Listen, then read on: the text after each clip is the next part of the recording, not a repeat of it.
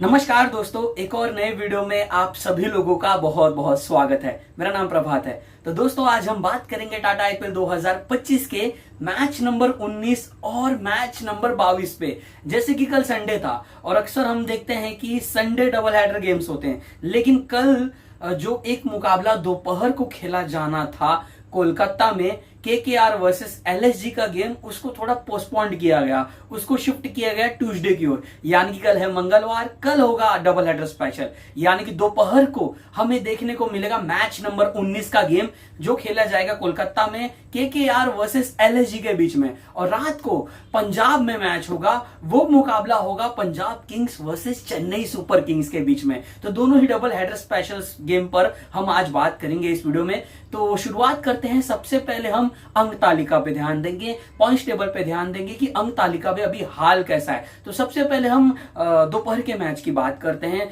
दोपहर की दो टीमों का पॉइंट्स टेबल पे अभी हाल कैसा है, उसको हम देखने की कोशिश करते हैं। तो फिलहाल अभी केकेआर अगर हम देखें दोस्तों, तो कोलकाता अभी 5वें स्थान पर है 4 अंकों के साथ। कल के मुकाबले को जीतकर वो टीम टॉप 4 में फिनिश कर जाएगी अगर कल के मुकाबले को अपने नाम करती है। एलएसजी की अगर हम बात करें तो वो केकेआर से नीचे ही है, वो भी 6वें स्थान पर है। तो अगर कल लखनऊ को जीत मिलती है तो लखनऊ भी ऊपर चले जाएगा। और रात को जो मुकाबला होगा Punjab Kings versus Chennai super Kings के बीच में, उस मुकाबले को अगर पंजाब जीतता है, जो कि अभी पंजाब फिलहाल 4थे स्थान पर है 4 अंकों के साथ, पंजाब किंग्स अगर कल चेन्नई सुपर किंग्स को मात दे देता है तो वो टॉप 4 में ही बने रहेगा। और मुझे ऐसा लगता है तब वो शायद तीसरे पायदान पर भी चले जाए। अगर आरसीबी आज का मैच नहीं जीतती है, तो आरसीबी अगर आज मुंबई को हराती है तो फिर नेट रन रेट डिसाइडर होगा। तो कल अगर पंजाब जीतता है तो टॉप 4 में बने रहेगा। केकेआर एलएसजी में से जिसको जीत मिलेगी, जिसका नेट रन रेट बेहतर होगा, वो शायद ऊपर आ जाएगा। जो सिनेरियो बन सकते हैं वो मैंने आपको बताया। अब हम आते हैं दोस्तों दोपहर के मुकाबले पे। मैच नंबर 19 जो खेला जाएगा यहाँ पे दोस्तों कोलकाता में। अब पिच कैसी होनी चाहिए, विपक्षी टीम को देखते हुए, लखनऊ सुपर जायंट्स की प्लेइंग 11 को देखते हुए, उनकी स्ट्रेंथ को देखते हुए, फिलहाल एलएसजी की ताकत, उनकी बल्लेबाजी है। अभी तक हमने जितने भी गेम्स देखे हैं वहां पे मिचेल मार्श ने अच्छी बल्लेबाजी की है, निकोलस पुरान का आतंक देखने को मिला है। अब तो एडन मार्करम ने भी अच्छी बल्लेबाजी की, डेविड मिलर ने पिछले मुकाबले में अच्छा फिनिशिंग टच दिया, अब्दुल शमद अच्छे रिदम में, आयुष बदोनी ने अच्छी बल्लेबाजी की थी। इन शॉर्ट मेरे कहने का मतलब ये है कि एलएसजी की ताकत उनकी बल्लेबाजी है। केकेआर के पास मैच विनर स्पिनर्स हैं। कोलकाता चाहे तो कल फिर से उसी सेम प्लेइंग 11 के साथ जा सकता है कि मोइन अली के भी 4 ओवर, सुनील नारायण के 4 ओवर और वरुण चक्रवर्ती के 4 ओवर। इन शॉर्ट मेरे कहने का मतलब ये है कि पिच क्या ऐसी केकेआर प्रोड्यूस कर सकता है जहां पे दोपहर का मुकाबला है। ऑब्वियसली दोपहर के जो आफ्टरनून के गेम्स होते हैं वहां पे हम देखते हैं कि टॉस जीतकर टीम बल्लेबाजी करके टारगेट को डिफेंड करना पसंद करती है, बट विपक्षी टीम की स्ट्रेंथ को देखते हुए उसकी वीकनेस पे हमला करना चाहिए। यानी कि थोड़ी सी टर्निंग ट्रैक पिच अगर प्रोवाइड करती है कोलकाता की टीम, जहां पे थोड़ी सी लाल मिट्टी हो, थोड़ी सी गेंद थोड़ी टर्न करे, जहां पे थोड़ी धीमी पिच हो और थोड़ी सी गेंद आके रुक के फंसे। और कोलकाता के पास तो अच्छे मैच विनर स्पिनर्स हैं, वरुण चक्रवर्ती और सुनील नारायण। और वरुण चक्रवर्ती तो अब अच्छे रिदम में दिख रहे हैं। तो यहाँ पे क्या ये स्ट्रेटेजी सही होगी? आई थिंक मेरे हिसाब से सही होगी, क्योंकि देखिए अगर हाई स्कोरिंग रन फेस्ट जैसा कल पिच हुआ, जो कि अक्सर हम देखते हैं कि ईडन गार्डन का जो सरफेस है, जो ग्राउंड की डायमेंशन है, जो बाउंड्री है, बहुत ही छोटी है, जहां पे साइड स्क्वायर लेग की बाउंड्रीज, जो स्क्वायर की जो बाउंड्रीज हैं वो भी बहुत छोटी होती हैं। तो वहां पे बल्लेबाज आसानी से पॉइंट की ओर मार सकता है, लेग साइड की ओर मार सकता है। तो इसीलिए मुझे लग रहा है कि यहाँ पे थोड़ा सा अपने स्ट्रेंथ को देखते हुए विपक्षी टीम की कमजोर कड़ी कहाँ है कि उनके पास ऐसे बल्लेबाज हैं जो स्पिन के सामने थोड़ा फंस सकते हैं। ऋषभ पंत वो हो सकते हैं, Aiden Markram, Mitchell Marsh. Markram थोड़ा स्पिन को अच्छा खेलते हैं, बट मिचेल मार्श हो जाए, निकोलस पुरान जो कि स्पिन के सामने तगड़ी हिटें लगाते हैं, बट वहीं पे उनके आउट होने के चांसेस भी बढ़ सकते हैं। तो उसको देखते हुए मुझे ऐसा लगता है कि पिच वैसी होनी चाहिए जहां पे स्पिनर्स को मदद मिले, और वैसी ही पिच अगर थोड़ी कल के मैच में हमें दिखे कि क्या प्रोवाइड करे तो वो लखनऊ के बल्लेबाजों को खामोश रख सकती है। दोनों ही टीमों पे अगर हम बात करें तो कोलकाता की जो बॉलिंग अटैक है वो मुझे बहुत अच्छी दिख रही है। अब पिछले मुकाबले पे आते हैं, कोलकाता की बॉलिंग पे बात कर रहे हैं तो उनके गेंदबाजों का प्रदर्शन देखते हैं, जहां पे उन्होंने एसआरएच को 120 रनों पे ऑल आउट किया।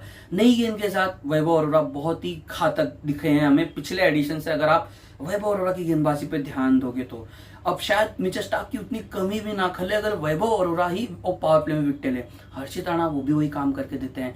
फिर वरुण चक्रवर्ती, फिर आप देख लीजिए सुनील नारायण, आंध्र रसेल भी गेंदबाजी कर रहे हैं, तो मोइन अली का ऑप्शन है उनके पास। बट विपक्षी टीम के पास अगर हम लेफ्ट हैंडर्स देखें तो ऊपर से आई थिंक आपको दिखेंगे सुनील नारायण, क्षमा चाहूंगा लखनऊ की ओर से मैं बात कर रहा हूँ, तो निकोलस पुरान होंगे, वहां से डेविड मिलर एक लेफ्टी हैं, शहबाज अहमद क्या खेलेंगे या नहीं खेलेंगे देखना इंटरेस्टिंग होगा, वो एक लेफ्ट हैंडर हैं। ऊपर माकरम एक हैं, ऋषभ पंत एक और नाम, तो लेफ्ट हैंडर्स हैं, तो शायद एक मैचअप के रूप में मोइन अली विकल्प होंगे उनके पास। ओवरऑल बॉलिंग अटैक बहुत अच्छी दिख रही है। एलएसजी की बात करें तो वहां पे आवेश खान का आना, आकाशदीप का आना, आकाशदीप का ये होम ग्राउंड है, उनको पता है यहाँ पे कैसी गेंदबाजी करनी है। और अगर हम देखें वहां पे दिग्वेश राठी जो कि बहुत ही अच्छे गेंदबाज हैं, लेकिन बिश अभी तक फॉर्म में नहीं आया है। रवि बिश्नोई की मैं बात कर रहा हूँ, उनका पिछला मुकाबला भी उतना अच्छा नहीं घटा था। शार्दुल ठाकुर एक भरोसा जताते हैं, नई गेंद के साथ विकेट लेते हैं। आकाशदीप महंगे साबित हुए थे, उन्होंने भी एक विकेट लिया था, लेकिन यहाँ की साइड बाउंड्रीज थोड़ी छोटी होंगी तो यहाँ पे थोड़ी आगे गेंदबाजी करनी पड़ सकती है। और आवेश खान जो कि तो थोड़े अच्छे बेहतर गेंदबाज हैं, किसी भी आप उसको किसी भी एंड में गेंदबाजी करा सकते हो, पावर प्ले में, मिडिल ओवर्स में, डेथ ओवर्स में, वो एक अच्छे गेंदबाज हैं, महंगे साबित होते हैं, बट वो आपके पास एक ऑप्शन प्रदान करते हैं जिनको डेथ ओवर्स में सोच सकती है लखनऊ की टीम। रवि बिश्नोई का फॉर्म सही नहीं है, इसीलिए हम यहाँ पे अगर देखें तो बॉलिंग अटैक के मामले में कोलकाता की बॉलिंग अटैक बहुत ही स्ट्रांग दिख रही है। वहां पे सुनील नारायण का होना, वहां पे वरुण चक्रवर्ती का होना, नई गेंद के साथ वैभव अरोड़ा थोड़े घातक दिखे थे पिछले मुकाबले में, फिर से वही जिम्मेदारी होगी उनपे। थोड़ा सा दिख रहा है कि ओवरऑल यहाँ पे एलएसजी की बॉलिंग अटैक कोलकाता की बॉलिंग अटैक से थोड़ी कमजोर दिख रही है। बट अगर ऊपर से शार्दुल ठाकुर, जिन्होंने अभी तक इस टूर्नामेंट में सबको प्रभावित किया है, वो विकेट लेंगे, वो क्यूडी के सुनील नारायण को थोड़ा खामोश रखेंगे, तो मिडिल ओवर्स में दिग्वेश राठी जो थोड़ा तंग कर सकते हैं कोलकाता के बल्लेबाजों को। लेकिन अब हम बैटिंग पे आते हैं। बैटिंग पे अगर केकेआर की बैटिंग पे ध्यान दे दोस्तों, तो यहाँ पे देखना इंटरेस्टिंग होगा, क्योंकि पिछले मुकाबले में कोलकाता के ऊपर के बल्लेबाज बहुत जल्दी आउट हो गए थे, क्विंटन डिकॉक और उसके बाद में सुनील नारायण। लेकिन फिर हमें क्या दिखा, अजिंक्य रहाणे का बेहतरीन एफर्ट, अंगक्रिश रघुवंशी का शानदार शतक, फिर आते हैं वेंकटेश अय्यर और क्या पारी खेलते हैं, 29 गेंदों में 60 रन, रिंकू सिंह 17 गेंदों में 32 रन, और ये अच्छी बैटिंग लाइनअप है। फिर आंद्रे रसेल, जिनको अभी तक उतना ऑनेस्टली मौका नहीं मिला है, अभी तक बल्ले से उन्होंने उतना प्रभावित भी नहीं किया, उतना चांस भी नहीं मिला है। रमनदीप के लिए भी वही मैं कहूंगा, मोइन अली के लिए भी वही मैं कहूंगा, अच्छा डेप्थ दिख रहा है, नंबर 9 तक बैटिंग है इस बैटिंग क्रम में। लखनऊ के पास भी अच्छी ताकत है, फायर पावर है, जो मैंने शुरू में कहा पिच रिपोर्ट पे मैं जब बात कर रहा था कि मिचेल मार्श का अच्छा फॉर्म है, 60 रन पिछले मुकाबले में मुंबई के सामने बनाया था। एडन माकरम अर्धशतक उन्होंने भी लगा दिया है। निकोलस पुरान नंबर 3 पे अच्छे बल्लेबाज हैं, अच्छे फॉर्म में है, ऑरेंज कैप की टोपी फिलहाल उनके सर पे, अगर अभी तक मैंने जो देखा नहीं है। फिर ऋषभ पंत, ये कंसर्न है। नंबर 4 पे पंत का आके रन बनाना बहुत ही महत्वपूर्ण होगा लखनऊ की टीम के लिए। अभी शायद उतना लखनऊ की टीम एलएसजी की बैटिंग लाइनअप में उतनी फ्रस्ट्रेशन नहीं, उतना वो पैनिक नहीं कर रहे हैं, क्योंकि बाकी सारे बल्लेबाज काम कर जा रहे हैं, इसीलिए दिख रहा है कि चलिए उतनी भी दिक्कत नहीं हो रही। लखनऊ फिर भी 170 100 बना देता है। अगर ऊपर से मार्च, निकोलस पुरान दोनों में से कोई एक लंबी पारी खेल दे तो फिर ये आसानी से 80 में 160 170 के पार पहुंच जाती है। फिर मैंने जो कहा, आयुष बोडोनी, डेविड मिलर ने अच्छी बल्लेबाजी की थी, अब्दुल समद एक ट्रस्ट देते हैं, शहबाज अहमद का एक ऑप्शन है, शार्दुल ठाकुर है, यहाँ पे भी बैटिंग लाइनअप बहुत ही स्ट्रांग है। ओवरऑल दोनों टीमों पे मैंने बात की, अच्छी बैटिंग लाइनअप दोनों ही टीमों के पास है। एक अच्छा हमें हाई स्कोरिंग रन फैस देखने को मिल सकता है। All depends on surface, pitch कैसी हरकत करती है। केकेआर अपनी स्ट्रेंथ को बैक करते हुए अगर वैसी सरफेस दे, क्योंकि होम टीम है, अपनी स्ट्रेंथ के बारे में ये टीम सोचेगी, विपक्षी टीम की कमजोर कड़ी पे भी हमला कर सकती है, जो कि जहां पे स्पिनर्स उनके गेम चेंजर्स बन सकते हैं, वो आके मैच का टर्निंग पॉइंट क्रिएट कर सकते हैं। तो ये मैंने दोनों ही टीमों पे बात की। लखनऊ की बॉलिंग अटैक अभी भी थोड़ी कमजोर दिख रही है। पिछले मुकाबले को भले ही जीता बट बहुत ही करीबी वो मैच आ चुका था। हार्दिक पांड्या ने लगभग मैच बना दिया था अपनी टीम के लिए। अभी भी एलएसजी का पेस अटैक उतना दमखम नहीं दिख रहा है। ऊपर से नई गेंद के साथ शार्दुल विकेट लेते हैं, आकाशदीप उनका अच्छे तरीके से साथ निभाते हैं। तो आप देखोगे कि मिडिल ओवर्स में कहीं ना कहीं कोलकाता के बैटर्स थोड़ा सा डिफेंसिव शेल में जा सकते हैं। वो सब कुछ निर्भर करता है कि क्विंटन डिकॉक और ऊपर से सुनील नारायण को खामोश रखे, उनको जल्दी से जल्दी आउट करें, तभी वो स्ट्रेटेजी, वो गेम प्लान असरदार लखनऊ के बॉलर्स के लिए हो सकता है। कोलकाता की बॉलिंग अटैक बहुत ही बेहतरीन है। ओवरऑल कंपैरिजन की दोनों ही बॉलिंग अटैक पे दिखा कि केकेआर की बॉलिंग अटैक बहुत ही स्ट्रांग है। बैटिंग लाइनअप में यहाँ पे मैं कहूंगा कि दोनों ही टीमों की बल्लेबाजी बहुत ही बेहतरीन है। बराबरी का मुकाबला होता है, लेकिन हाँ, अगर हम एक पॉइंट पे ध्यान दें बैटिंग लाइनअप में, तो वहां पे दिखेगा कि यार केकेआर के पास ना अच्छे फिनिशर्स हैं। रमनदीप, मोइन अली, आंद्रे रसेल, रिंकू सिंह ये दमखम रखते हैं कि 10 गेंदों में 20 चाहिए, वो कर सकते हैं। लखनऊ के पास भी वही है। लखनऊ के पास अब्दुल समद है, डेविड मिलर है, शहबाज अहमद भी वो कर सकते हैं, अभी तक मौका नहीं मिला। तो वहां पे भी अच्छे फिनिशर्स हैं, बट इनके पास थोड़ा एक्सपीरियंस ज्यादा है, अनुभव ज्यादा है। आंद्रे रसेल एक बहुत बड़े मैच विनर है, रिंकू सिंह भी अच्छा उन्होंने फिनिश किया कितना गेम्स केकेआर के लिए। तो यहाँ पे मैं कहूंगा कि कोलकाता के पास लखनऊ से बेहतरीन फिनिशर्स हैं। ओवरऑल टीम पे मैंने बात की, स्ट्रॉन्ग कौन लग रहा है, देख के कोलकाता बहुत स्ट्रॉन्ग लग रही है, लेकिन फिर भी मुझे ऐसा लग रहा है कि टॉस बहुत ही क्रूशियल रोल अदा करने वाला है। ऐसी सरफेस, ऐसी ग्राउंड की डायमेंशन को देखते हुए टॉस जीतकर गेंदबाजी करना एक बहुत अच्छा स्ट्रैटेजी बन सकता है। इसीलिए मुझे लग रहा है कि यहाँ पे जो भी टीम टॉस जीतेगी बॉलिंग करना पसंद करेगी। लेकिन दोपहर का गेम है, आप सरप्राइज मत होना, हैरान मत होना कि शायद टॉस जीतने वाली टीम पहले बैटिंग भी कर जाए।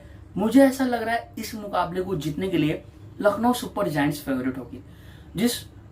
जिस मोमेंटम ने एलएसजी ने जो मोमेंटम पकड़ा है, और ऋषभ पंत की कैप्टनशिप मुझे बहुत अच्छी लगी है। अजिंक्य रहाणे ने भी शानदार कप्तानी की है, पिछले मुकाबले में एसआरएच को हराया। बट कहीं ना कहीं मुझे ऐसा लग रहा है कि लखनऊ के बल्लेबाज कहीं ना कहीं कल थोड़ा परेशान करने वाले हैं कोलकाता के गेंदबाजों को। अनलेस तभी अगर पिच में थोड़ी सी दिखे कि टर्निंग ट्रैक होगी, गेंद थोड़ी हरकत करेगी, स्पिन होगी, तब मैं कह सकता हूं कि हाँ, यहाँ पे केकेआर के गेंदबाज कहीं ना कहीं थोड़ा सा खामोश कर देंगे एलएसजी के बल्लेबाजों को। बट कहीं ना कहीं मुझे ऐसा लग रहा है, ओवरऑल जो मैं प्रेडिक्शन कर रहा हूँ, मुझे ऐसा लग रहा है कि लखनऊ की टीम कल अपने बल्लेबाजों के दम पे, उनके बलबूते पे कल का मुकाबला जीतने वाली है। एलएसजी मैच नंबर 19 के लिए फेवरेट होगी। मैच नंबर 22 पे आते हैं। रात का मुकाबला मुलानपुर में होगा, नए वेन्यू में होगा।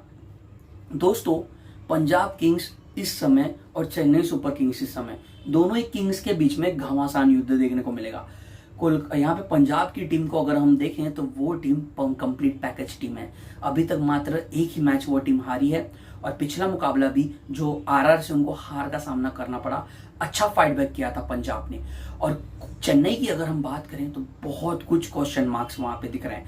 पिच रिपोर्ट पे अगर हम बात करें कैसी पिच हो सकती है, एक जो मैच हमने देखा ओवरऑल एकलौता मैच जो इस एडिशन में अभी तक हुआ है आरआर और पंजाब और आरआर के बीच में, जहां पे दिखा कि अच्छी सरफेस थी बैटिंग के लिए। रात का मुकाबला होगा, फिर से आप एक्सपेक्टेशन वही बना के रखिएगा कि आपको एक अच्छा हाई स्कोरिंग रन फेस्ट रात के मैच में भी देखने को मिल सकता है। अक्सर अभी तक जितने भी मैचेस हमने देखे, ज्यादातर मैचेस हमने देखा है जहां पे बहुत अच्छे हमें 200 रन के मुकाबले देखने को मिले, 190, 100, 200 वाले मैचेस देखने को मिले। लेकिन टीम डिफेंड भी कर रही है, टीम चेज भी कर रही है। तो देखा कि आरआर की टीम ने टारगेट को डिफेंड भी किया था, जो 200 से ज्यादा रन राजस्थान ने बनाए थे, पंजाब चेज नहीं कर पाया था। तो देखना इंटरेस्टिंग होगा कि टॉस जीतकर कौन सी टीम क्या निर्णय लेना पसंद करेगी। सीएसके की बात करें, पंजाब की बात करें, तो मुझे ऐसा लग रहा है कि कल के मुकाबले को देखते हुए मुझे ऐसा लग रहा है कि पिच वैसी होने वाली है, कुछ ज्यादा आपको उसमें चेंजेस नहीं देखने को मिलेगा। सरफेस अच्छी होगी, गेंद बल्ले पे अच्छे से आएगी। पंजाब की स्ट्रेंथ, उनकी बल्लेबाजी बहुत बेहतरीन है। बॉलिंग से ज्यादा मुझे उनकी स्ट्रेंथ, उनकी बैटिंग लग रही है। ऑनेस्टली बॉलिंग है उनके पास, अच्छे गेंदबाज है, बट कहीं ना कहीं थोड़ा सा मुझे एक क्वेश्चन मार्क अभी भी दिख रहा है। चेन्नई सुपर किंग्स की बात करते हैं, पंजाब की बात करते हैं। अब देखिए यहाँ पे आप पंजाब किंग्स की बॉलिंग अटैक पे ध्यान दीजिए। पिछले मुकाबले में पंजाब के गेंदबाज महंगे साबित हुए थे, और थोड़ा सा वहां पे अपनी बॉलिंग अटैक में थोड़ा सा एक उसमें कॉम्बिनेशन में थोड़ा सा चेंजेस करना चाहिए, जो कि मैंने देखा था मार्कस टॉनी से पूरे 4 ओवर कराए थे। कोई जरूरत नहीं है, आप अर्शदीप सिंह के 4 ओवर कराइए, मार्को यानसन के 4 ओवर कराइए, फिर लॉकी फर्गूसन के 12 ओवर, युजवेंद्र चहल के 4 ओवर पूरे कंप्लीट स्पेल करवाइए। यूजी आपके मैच विनर गेंदबाज हैं, तो यूजी के 4 ओवर कंप्लीट करा के आप मैक्सवेल और स्टॉइनिस से सोचिए श्रेयस अय्यर कि इन दोनों गेंदबाज को आप यूज कीजिए बतौर 6वें गेंदबाज के इस्तेमाल में। पिछले मैच में यही चूक हुई थी और बहुत भारी पड़ी थी। आखिरी ओवर भी स्टॉइनिस का बहुत महंगा साबित हुआ था और स्टॉइनिस से 4 ओवर करवाना ये बहुत ही बड़ी चूक हुई थी श्रेयस अय्यर की कप्तानी में। ओवरऑल देखिए कितनी बढ़िया गेंदबाजी अटैक है। अर्शदीप सिंह इस समय भारतीय T20 टीम के one of the greatest fast bowler है। जसप्रीत बुमराह के साथ उनका नाम अब लिया जा रहा है। T20 फॉर्मेट की मैं से बात कर रहा हूँ, T20 भारतीय टीम की मैं बात कर रहा हूँ। फिर आप देखिए वहां पे मार्को यानसन जो नई गेंद के लिए जाने जाते हैं, नई गेंद से उनको हेल्प मिलती है जहां पे वो विकेट झटकते हैं। आपके पास फर्ग्यूसन है जिनका आप मिडिल ओवर्स में इस्तेमाल कर सकते हो। उन्होंने बहुत ही अच्छी गेंदबाजी राजस्थान के सामने की थी, 2 विकेटें ली थी। फिर यूजीचर जो कहीं ना कहीं परेशान कर सकते हैं सीएसके के बल्लेबाजों को। फिर आप स्टॉइनिस और मैक्सवेल दोनों में से दोनों को आप इस्तेमाल कीजिए। विपक्षी टीम के पास लेफ्ट हैंडर्स होंगे तो कल आप देखना, हैरान मत होना, देख भी सकते हो कि मैक्सवेल पूरे अपना स्पेल डाले 4 ओवर का। फिर अब चेन्नई की गेंदबाजी की बात करें, यहाँ पे हम कह सकते हैं कि चेन्नई सुपर किंग्स के पास वो गेंदबाज हैं जो कल कहीं ना कहीं थोड़ा बहुत ज्यादा परेशान कर सकते हैं पंजाब के बल्लेबाजों को। बट चेन्नई के जो 2 सीनियर स्पिनर्स हैं अभी तक वो उतने इफेक्टिव नहीं दिखे हैं, आर अश्विन और रविंद्र जडेजा। रविंद्र जडेजा तभी शायद आपको ज्यादा गेंदबाजी करते हुए दिखे अगर ये दोनों बल्लेबाज मोस्टली राइट हैंडर्स हों। एक भी खब्बा होगा, एक भी लेफ्ट हैंडर होगा, चाहे वो निहाल वडेरा हो, चाहे वो प्रियांश आर्या हो, तो शायद आपको ना दिखे जड्डू गेंदबाजी करते हुए। मे भी जड्डू दिख जाए अगर विकेटें गिरे शुरू में तो शायद, अदरवाइज आर अश्विन और नूर अहमद आपको दिखेंगे। पेस अटैक में मतीशा पाथिराना और खलील अहमद अच्छे रिदम में, अब पाथिराना भी दिख रहे हैं। खलील अहमद पावर प्ले में गेंदबाजी करके विकेट झटक रहे हैं। मुकेश चौधरी का पिछला गेम थोड़ा सा खराब गया था बट पहला ही गेम था तो एक गेम के बेसिस पे उनको जज करना, उनको क्रिटिसाइज करना भी गलत होगा। चेन्नई सुपर किंग्स की बॉलिंग अटैक अच्छी है। अगर सीएसके के बॉलर्स का प्रदर्शन आप देखिए पिछले मुकाबले में एलएसजी ने डीसी ने मात्र 183 रन बनाए थे, जो कि एक मात्र में जो मैं कर रहा हूँ वो भी चेन्नई चेज नहीं कर पाया।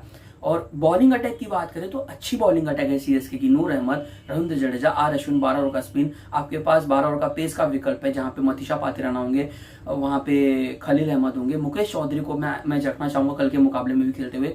बॉलिंग अटैक अच्छी है और कहीं ना कहीं थोड़ी बराबरी में टक्कर दे सकती है पंजाब की गेंदबाजी अटैक को।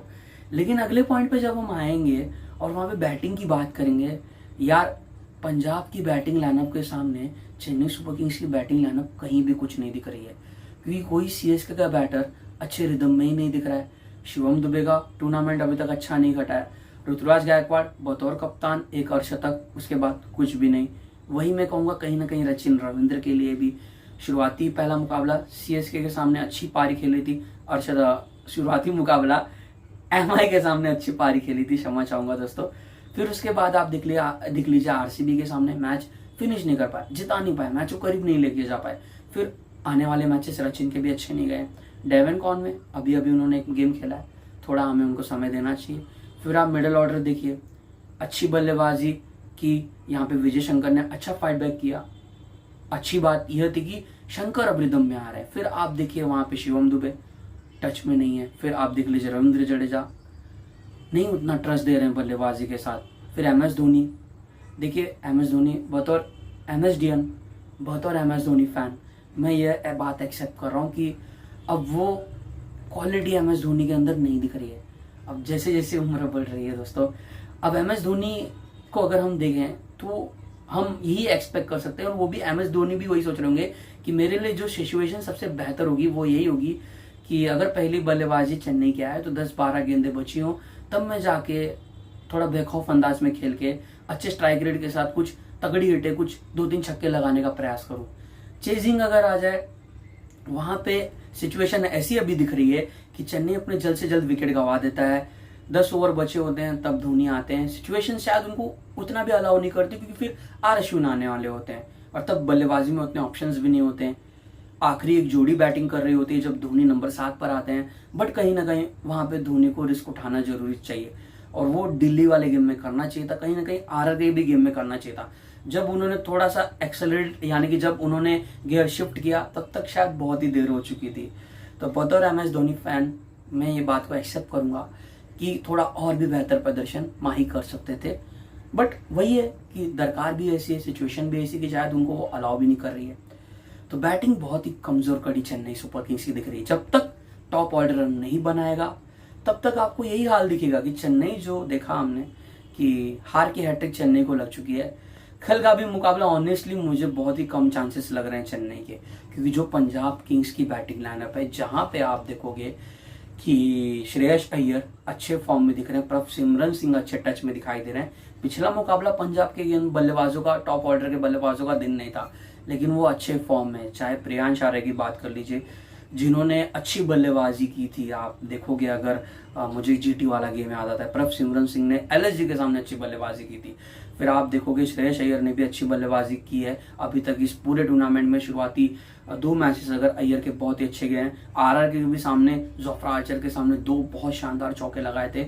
मैच्योरिटी के साथ खेलना चाहिए था। 10 रन का ओवर बन चुका था, 1 विकेट ऑलरेडी गिर चुकी थी। आप 200 से ज्यादा रनों का लक्ष्य का पीछा कर रहे हो। बतौर कप्तान आपकी जिम्मेदारी यह बनती है कि आप गेम को थोड़ा डीप तक लेके जाए।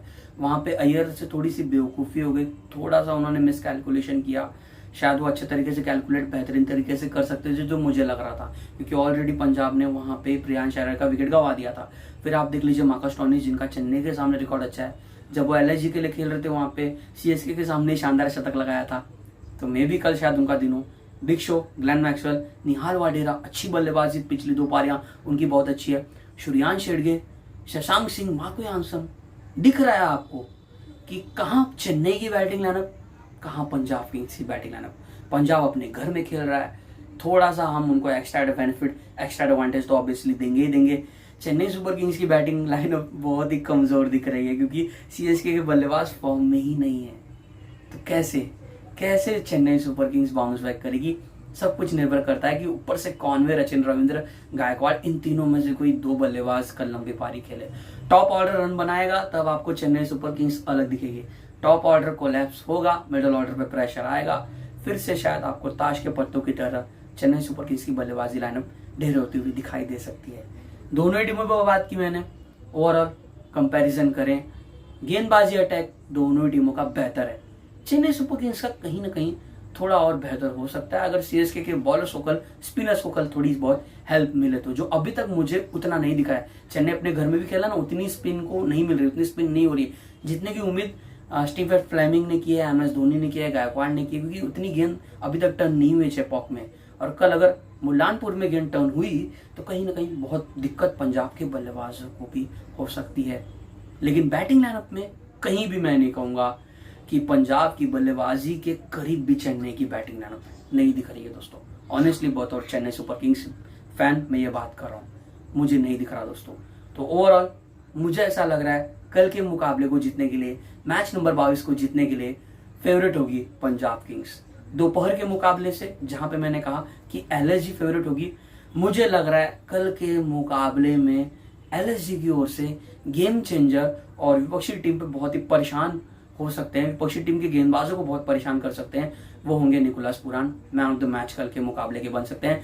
मैच नंबर 22 से मुझे लग रहा है कि कल अगर कोई क्षति पहुंचा सकता है सीएसके की बॉलिंग अटैक को, वो मुझे लग रहे हैं श्रेयस अय्यर। श्रेयस अय्यर कल शायद परेशान कर सकते हैं चेन्नई सुपर किंग्स की गेंदबाजी को, क्योंकि अय्यर स्पिन को बहुत अच्छा खेलता है, इसीलिए मैं कर रहा हूँ। और अब तो पेस को भी अच्छे तरीके से एक्सेलरेट करके खेल रहे हैं, बाउंसर से उनको तकलीफ नहीं हो रही है। मुझे नहीं लग रहा कल अय्यर को कोई परेशान करने वाला है। कल मुझे ऐसा लग रहा है कि श्रेयस अय्यर टॉप परफॉर्मर बन सकते हैं। रात के मुकाबले को जीतने के लिए पंजाब किंग्स फेवरेट होगी दोस्तों। चेन्नई सुपर किंग्स के चांसेस मुझे बहुत ही कम दिख रहे हैं, और इस बार मुझे नहीं लग रहा दोस्तों कि सीएसके शायद 6वीं बार टाइटल को जीत पाए, बहुत ही कम चांसेस लग रहे हैं दोस्तों। तो दोनों ही मैचेस पे बात की। उम्मीद करता हूं दोस्तों यह वीडियो आपको जरूर पसंद आया होगा। अगर आपको ये वीडियो पसंद आया है तो प्लीज इस वीडियो को जरूर लाइक कीजिए। इस वीडियो को आप शेयर भी कीजिए अपने क्रिकेट लवर फ्रेंड्स के साथ जिनको क्रिकेट में बहुत ही रुचि है। प्लीज उनके साथ शेयर कीजिए जो एलएसजी के फैन है, केकेआर के फैन है, जो पंजाब किंग्स के फैन है, और जो चेन्नई सुपर किंग्स के भी फैन है, और जो क्रिकेट के फैन है उनके साथ भी शेयर कीजिए। और अभी तक आपने मेरे इस वीडियो को लाइक नहीं किया तो फटाफट लाइक कीजिए, शेयर कीजिए, और यूट्यूब चैनल को सब्सक्राइब नहीं किया तो फटाफट जाके सब्सक्राइब के बटन पे अभी क्लिक कर दीजिए, क्योंकि और भी हम ढेर सारे ऐसे ही कंटेंट लाने की कोशिश करेंगे। तो अभी मैं आपसे लेता हूँ इजाजत दोस्तों। अपना ख्याल रखिए दोस्तों, स्वस्थ रहिए, खुश रहिए दोस्तों। बाय बाय, टेक केयर, जय हिंद दोस्तों।